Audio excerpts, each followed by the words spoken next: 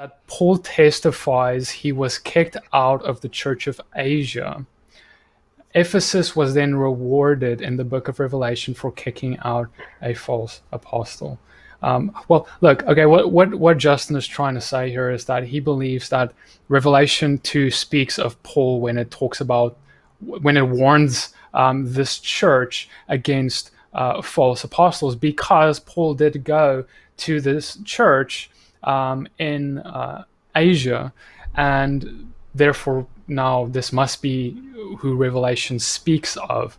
But for us to remotely get there, we have to go into reading this already believing he is a false apostle, and therefore we can attribute it to him. But there's no other reason to say that Revelation 2 is speaking of Paul specifically.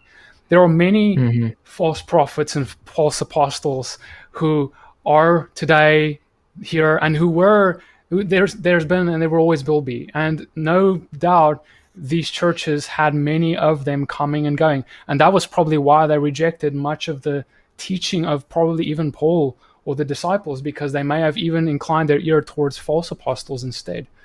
So, right. Yeah. Anything to add?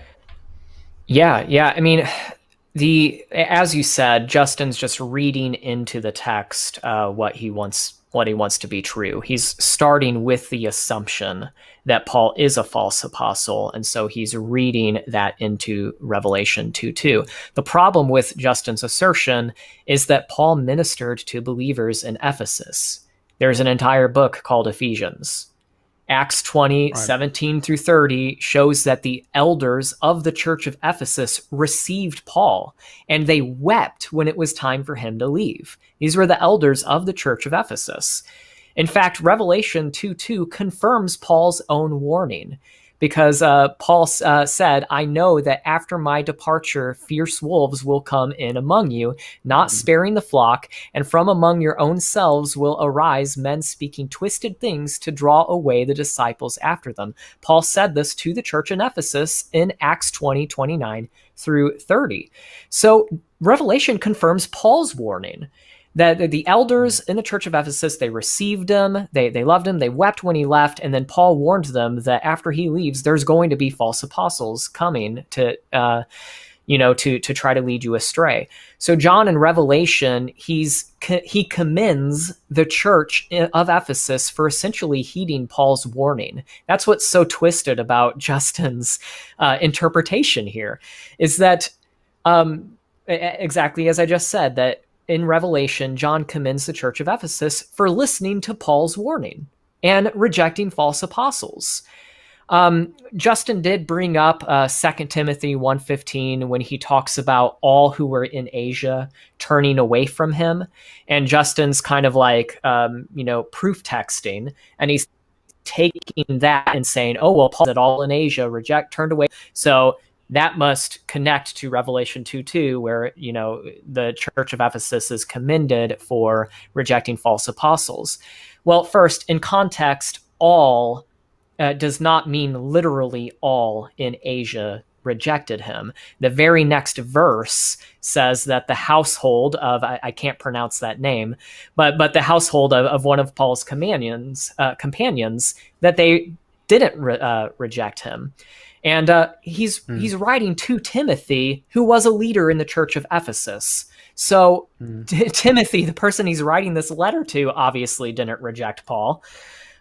So what Paul is likely referring to in 2 Timothy 1:15 is that he was likely referring to his traveling companions in Asia who would not visit him in prison in Rome. That's why in the very next verse, he blesses his one companion and says, Lord, bless him and give him and his household mercy, because he searched for him in Rome and found him.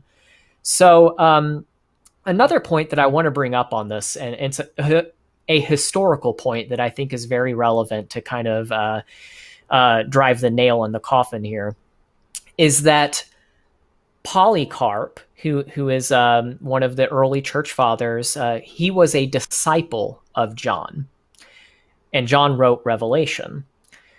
Well, in Polycarp's epistle to the Philippians, Polycarp has nothing but glowing praise for Paul. He refers to Paul's teachings and he blesses Paul and calls him a beloved brother and all of this.